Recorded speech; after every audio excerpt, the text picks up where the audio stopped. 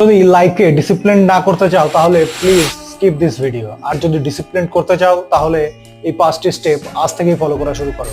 Number 1, একটা routine তৈরি করো। প্রতিদিন কখন ঘুমোবে, কখন উঠবে, কখন কি কাজ করবে সেটা ঠিক করে ফেলো। রুটিন মানা মানেই অর্ধেক কাজ শেষ। নাম্বার 2, ছোট ছোট টার্গেট সেট করো। বড় স্বপ্ন ভালো, কিন্তু ছোট লক্ষ্যগুলো পূরণ করো। প্রতিদিন একটু একটু এগিয়ে যাও।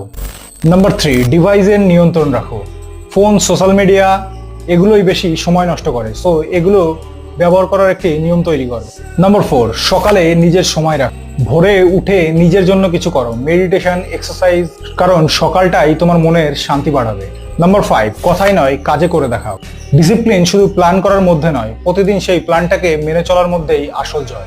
জীবনকে ডিসিপ্লিনে আনতে সময়ও লাগবে, ধৈর্যও লাগবে, কিন্তু মনে রেখো ডিসিপ্লিন মানেই সাফল্যের প্রথম ধাপ। তাই আজ থেকে এই লাইফকে ডিসিপ্লিনে আনা শুরু করো।